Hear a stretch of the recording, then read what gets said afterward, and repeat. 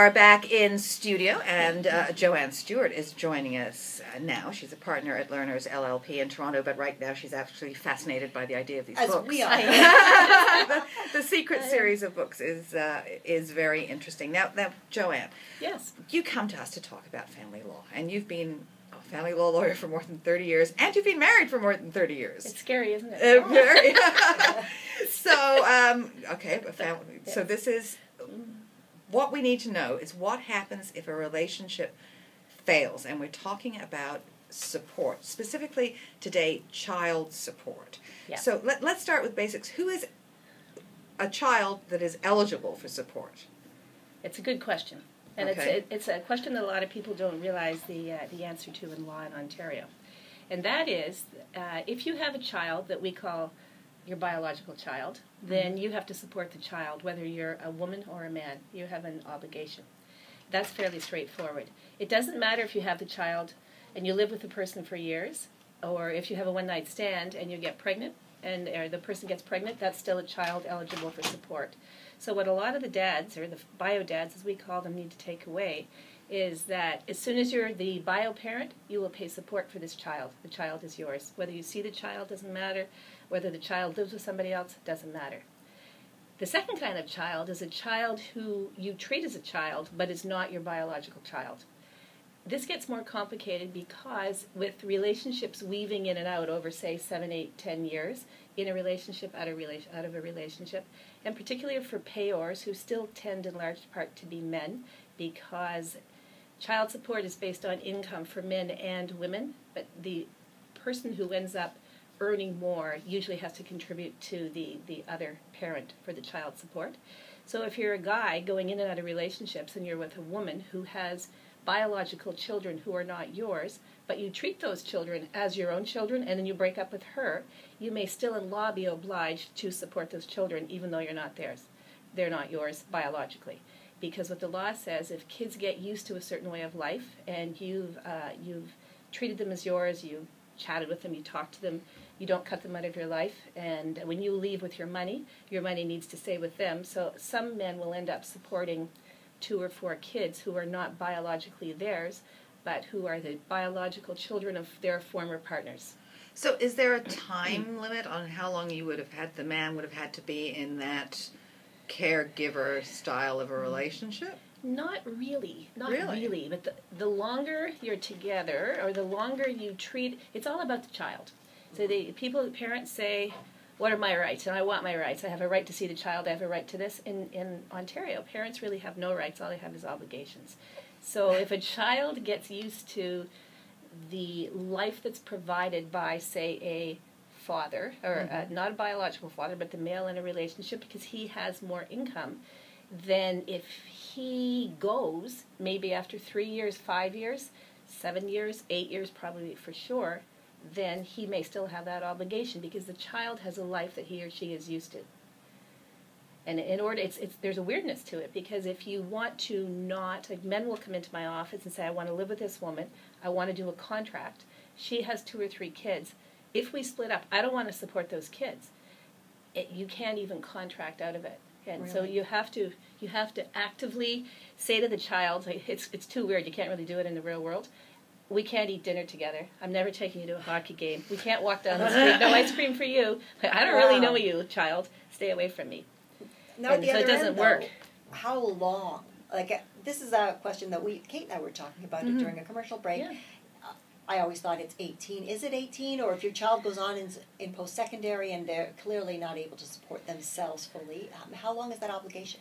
Well, it's not 18. The 2 things. 1, it's as long as the child is a dependent, and 2, typically then, a dependent child is a child still in school.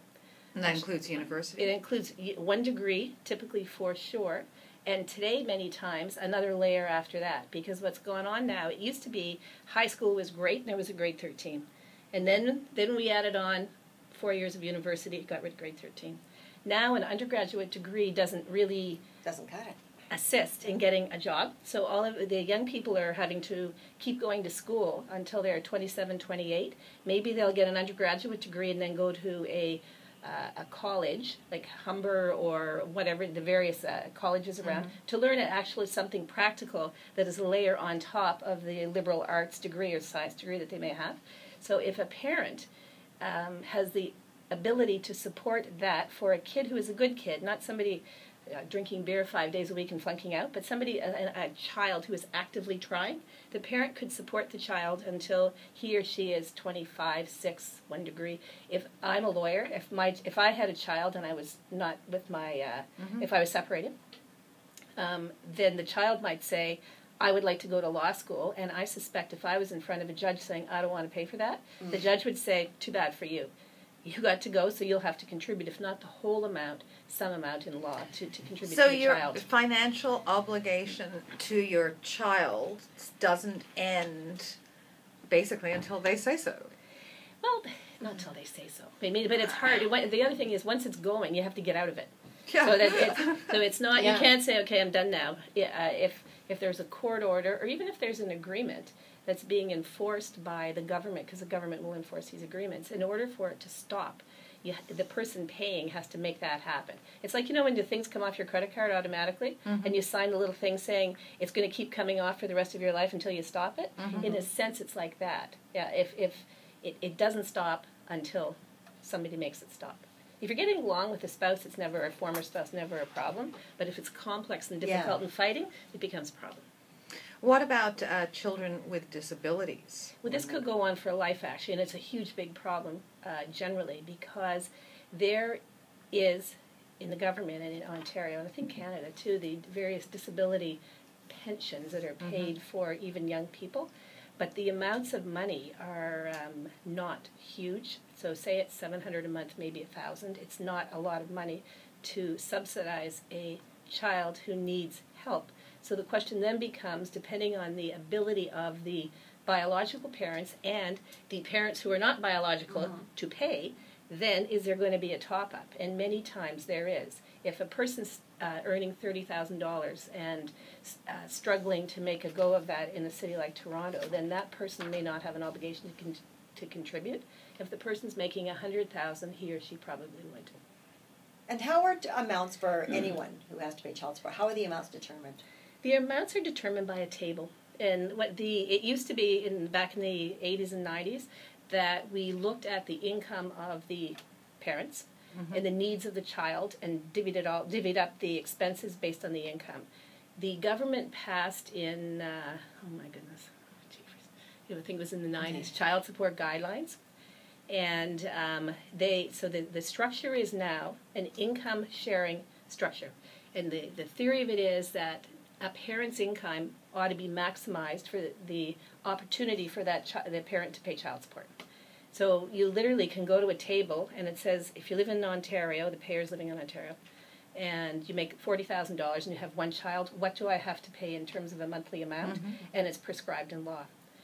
It says in those tables that if you make over $150,000, then maybe you just don't keep cranking up the amount based on your income. After the guidelines were put in place by the legislature, there was a lot of litigation about when is enough, like how much child support is enough. And really the capping out now for incomes is fairly significant, because we used to think if you made, say, $2 million, then surely you don't have to pay, say, $20,000 a month. The answer to that is no, you have to pay it. So some child support amounts are $20,000 a month after tax, $30,000 a month after tax. So for a person who's very wealthy and who has a significant income, the child support is really, really huge, and it's hard to get it to go down. There's got to be an end. There's still a big thing amongst the lawyers, certainly. Is $25,000 net after tax enough to support a child? Well, most of us would say, yeah, because most of us don't even, we will never make that in a lifetime. So the parent, the mother, or whoever has these children is getting lots and lots of money. So there's more than enough to support the child. But then, okay, so if it doesn't end, if the child is still dependent, the payor could be paying this up until like 25, 26, dual degree, master's degree, whatever, PhD. Yeah. They could be paying that plus the living expenses. So I'm sure that lawyers, is it easy to get out of paying? No, it's not. There's two things too. So there's the monthly amount, and then you pay as well a contribution to what we call extra expenses for a child. And the theory is in law, there's all kinds of gobbledygook about the way the law is structured, I mean the reading of it, but really the bigger the monthly amount, the fewer the extras there should be. So if you're receiving $20,000 a month, surely, I mean, what could you, other than Olympic horseback riding, what possibly would be an extra? If you're receiving $300 a month, there are a lot of extras. So if you're a person receiving $300 for the basics, which goes to food and shelter and those types of things, but your child is in daycare, childcare, that's an extra. It's shared proportion to incomes. If your child wants to take swimming lessons and they're $200 a year, $250 a term, whatever it is for, say, even the Toronto area, that might be an extra. So there's certain categories prescribed in law, but those you have to add those things on to the regular monthly amount. And there's an and. There's an and. Sorry about this, and. The thing about it is, what the law says is, you need to share your income every year. So people like us, if we're engaged by clients, we can spend our lives revisiting what the child support should be every year. And for a person who has a T4, the first and the next thing is, what is an income? T4, not a big deal. You can look at it and say that's your income. Somebody self-employed or somebody has a business. If it's a T4, then it's theirs, line 150 or whatever it is. But if you're self-employed or if you own a company and you're putting money back into the company and say you're only declaring $30,000 a year, but you know the person's making $300,000 a year, how do you get around that? Will the courts look at that? Well, they must be smart enough to know that's what's going on. The courts look at it. I would say it's a nightmare, and I don't mean that from our perspective as lawyers. It's work and it's lovely and all of that. But for the people involved in it, it is a nightmare because it never ends. We're dealing with a person now. We're looking at what the payor should have made going back to 2008, 7 years. And this goes on all the time. Somebody's self-employed, living very, very well, but with no income. Everything is run in a very structured way through books that show nothing. So for a lot of people, and particularly in this economy now, the e-economy, a lot of people working out of their homes. They're doing this and that. And the barter system is, I think, coming back as well. You know, you'll paint my house and I'll go fix your car or whatever it is. So all of those things have value. And if we have to look at all of that to come up with an income, the technical word is impute. We impute an income to the person who should be paying, because we say you're making more than you say. We just go on forever. It becomes really expensive and problematic in my world, because I feel for the people stuck with having to deal with that. It's really a problem.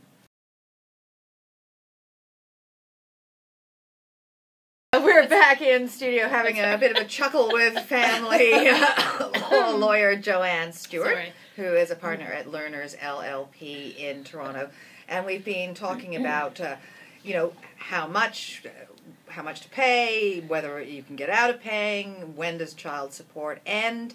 Let's delve into an issue of when maybe you were splitting up, a medium-aged family, teenagers, and one person is not gainfully employed, and the other person hasn't asked for child support because you can't get blood from a stone. Well, because the only person who will see the money is the lawyer, because that's who's going to get paid. Right. That's right. What can you do? Can you go back years down the road if the person then turns their life around, gets a job, now has some money, but you've supported your children all their later life, done the solo thing? Yeah, you can. What you have to do, and there's all kinds of, again, legal technicalities, but really what it boils down is you need to give the person who you want the money from notice. So the person should get a letter saying, hello, I want child support from you. You're not making any money, so I'm not chasing you today, and I didn't chase you 2 years ago, but I want it. It's not as though I'm forgetting about it. And that's called notice. There's other legal language. And then, when the person starts to work, you can say, all right, great, now you need to start paying. I want child support now. And let's look at what you should have paid going backwards. And the law arguably says you can go back not more than 3 years. But in family law, it depends. So depending on the circumstances, maybe you can go back more than 3 years. Maybe 2 years would only work for whatever the technical reasons are. What you need to do, though, is always be mindful of what you're going to get, at least in my world, as compared to what you might pay. So one of the nice things about child support, if you know the person's making, say, $50,000, you can look at a table and say, okay, I might get $500 a month. I'm picking a number. So you know that over, if you can collect it over, say, 3 years, maybe you'll get $15,000 or $20,000. If you look at a lawyer who says that will cost you $15,000, you might say, it's a wash. I should just not bother. Yeah, not a wash. So it has to be worth it. And on the theory that a lot of, what is it, tigers don't change their stripes. There's some saying Leopards like that. don't change That's their spots. spots. That's what it is. Neither of them change anything. Whatever it is. So if you deal with somebody who's really difficult, again, it's our business to do legal work, and we love it. But I feel for people who get involved in all of this and say, at the end of the day, I get what? So if you have a really difficult person and you have a positive life, and even if you get $20,000 and you spend $10,000, and it consumes 2 years of your life fighting with the person. I mean, it depends. Some people say that is worth it to me. I will do it. Other people say no, I'm not going to do that. So, and I think to be fair to yourself, before you go down the path of that, you really need to get an informed opinion so you can lay in your bed at night and think about it. What am I going to do? But legal fees, as you said, they're going to they're going to be prohibitive for a lot of people, and we don't do contingency work in these kind of cases. Not in family law, but what's becoming really what's really what the word popular now is what we call unbundling. So what people will do is come to, say, our office, and we have clerks and younger lawyers who will do pieces. So we'll say to you, here's the piece that you need help with. Now you can go do this part on your own. And then, so a lot of time, like going to court for certain things that they're not meaningful in the sense you don't need to be a lawyer, but you need somebody who needs to go. But it may take 6 hours just to sit, and it's like going to the emergency in the hospital. You know how you sit and you wait and you wait and you wait, and then you spend 5 minutes? Yep. So a lot of people will go do that on their own. They'll take the direction, the lawyer doesn't go. And then if they need another document or there's something meaningful, the lawyer may go for that. Right. So there are different levels of people, so it cheapens it, so to speak. Different hourly rates, Different hourly rates. So that's a possibility, too, and it's very popular around generally. Why is it that when someone is paying child support, the payor, it's tax deductible for the payor, but it's taxable for the payees? It's not. It's not? No. Child support is not tax deductible, and it is not included in income. And am I going to make a political statement? Way back when the government enacted the child support guidelines, it used to be that the child support was deducted by the payor, typically the higher income earner, and taxable in the hands of the recipient. The government changed that, and family law lawyers, I remember we were at the old Osgood Hall, and things weren't really being thrown, but there was a lot of booze going on because they said, because what it did is it was a tax grab from our perspective, because if a man was paying, the payor was paying a 40 or 50% income rate, he was getting that deduction. The woman was only, she's paying it, say, 20%. The government kept the differential. So what happened is a guy who, I used to be able to say to a guy, say, example, you're getting to deduct this, so you can pay her more. If you pay her $1,500, she's keeping $1,300, and it's costing you $1,100 because he got a higher deduction. When the government put in this net in the woman's pocket or the recipient's pocket and net to the man, they evened it out. So what we lost is, what the people lost is the spread. It's like the interest rates. Yeah. You know how you borrow at 3%, and they loan you at 1%, the spread is 2%? The government, the family law bar, felt pretty much across the board that that's what was going on. Maybe I shouldn't say this, but we did. It was really, so because it created trouble. It was problematic. Well, yeah, that's why I brought it up. Yes. Is that the same with spousal No. support now? So spousal support is still deductible by the payor, so why haven't you changed that? I don't know. We didn't change this. The motivation to change it did not flow from the family law bar at the time. It was a government initiative, and there was a theory of it that it was supposed to be better for everyone. Most of us did not think that was true. But we've been living with it now for years, and it's fine. And it's fine. It's fine. Okay, all right. It's fine. It is what it is. I mean, you can't fight that. No. It won't change. So what about, what's changed then with spousal support? As far as, are there, I know that you can go back and there are not necessarily time limits, but when people set up, they'll say, the payor will say, I'm giving you this amount of money per month for 5 years or 10 years, but can you always go back? No. It's spousal support. Child support is variable if something happens. So say it's the person, the payor is making $100,000 and then really loses a job and it's just plain bad luck or the factory's closed, whatever, the amount can be varied. Spousal support is now guideline driven as well. It's unlike the child support guidelines were enacted by the legislature, the spousal support advisory guidelines were written by 2 university professors, one in Halifax and one in Toronto, both lovely people. What they did is they studied all kinds of cases that went to court dealing with spousal support, and then they framed those in a set of guidelines. And the courts have said that those guidelines really must be used by lawyers. They're not law because they were never legislated, but they're useful tools, and if we're not going to put them before the courts, we better have a really good reason. Mm-hmm.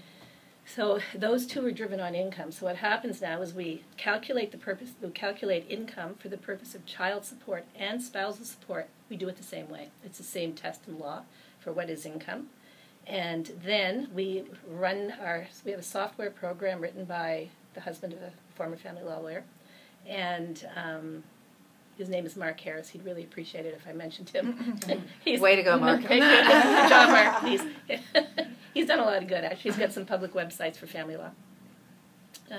So we enter the number of children, the ages of the people, the length of the relationship, and then the spousal support is calculated within various ranges depending on the length of the relationship, the contributions made by the various spouses.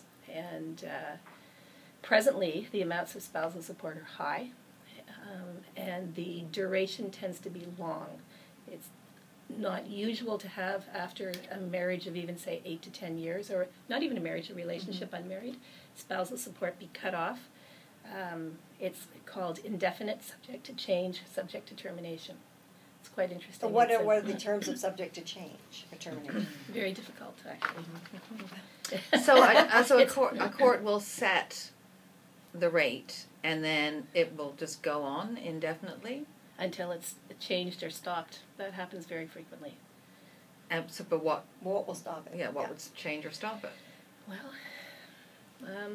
like with the ex death. Death would be one. No, it's not actually. It's not. If the ex-spouse, if the recipient dies, yes. Yeah, the recipient dies. Yeah, the payer dies. The payer dies. The estate still keeps paying, or it's funded by life insurance. But what if the man in the relationship is paying spousal support and the woman, however many years down the line, remarries and is now in a relationship with a full household income? Well, that depends too. Okay. It depends, because it used to be, and the thing is about it's really spousal support. The Divorce Act was written in 1986, as was the Family Law Act. That's the 2 governing legislations. The actual wording of the law has not changed, but the interpretation we say for spousal support, you probably heard this, up and down like hemlines. So what it does is it matches the economy. And when the economy is doing fairly well, the amounts of spousal support tend to be higher and go on for longer. When the economy is doing poorly, the amounts tend to go down, and the cutoff is sooner. In the early 90s, and I remember the economy was kind of bad then, 90, 91, 92, things weren't great. Women then who had been in a 30-year marriage would get spousal support for 2 to 3 years with a cutoff in a very low amount. And then I think, this is my interpretation of what was on in law, those women said, I am 63, I have no money, he's living in this fancy house in Toronto, I'm broke. Hired lawyers who went back to court. The court said, what did we do? This was not great. So all of those things that happened, either a bad deal or a bad, like a court order, was fixed in the sense that the courts then said, okay, we're changing this. You're going to continue to get support. So what flowed out of that, when you look at it, you track it, now, instead of airing before, in like 15 years ago, on the cutoff, it was more than that. Was that 20 years? I know. I always forget the odds. Oh, my goodness. The odds. I just wiped out a whole decade there. I did 10 years. Okay, sorry about that. That is scary, isn't it? I know. It's okay. Sorry. Oh, my goodness. So anyway, now they're airing on the error is on the side of we're just going to have you just keep paying, and then come back when the guy, if the guy is paying, he's got to go back and say, okay, well, I am really officially retired now. I have no money. Okay, that may work. Or, I'm very, very sick. I cannot work. That may work. Retirement is a big thing. I could go on about that for 2 hours, actually, talking about what is retirement. Are you really retired? Should the support go down? Blah, blah, blah. It goes on and on. And Sorry. It does. It does. Hey, Joanne, it's always interesting because there's so many things that we think We know, and we don't often hear, the courts have changed the rule on this, or this has changed, or, the courts have, the benches are being swayed by different things. So, I mean, things do change. They do. We need to keep up with this. Why would you want to know that, though? Seriously. I mean, it's not the kind of thing, unless it's like, you wouldn't go just casually read about that, probably. Exactly. That's the thing, unless you were checking out advocatedaily.com, which I do. Do you really? I do. It's a great site. It's a great site. Thank you very much for coming in. My pleasure. As we all know, relationships can be wonderful, complicated, and sometimes difficult. Counsel can make all the difference, whether you're at the start of something or the end. Cohabitation, prenup, separation, child custody, support, adoption, divorce. Family law covers a lot of ground. Joanne Stewart brings a wealth of experience and understanding to help you navigate the way. Turn to a trusted voice to understand your rights, the law, and get results. Contact Joanne Stewart at learners.ca. Click the channel subscribe button for full-length interviews and more from What She Said here on YouTube.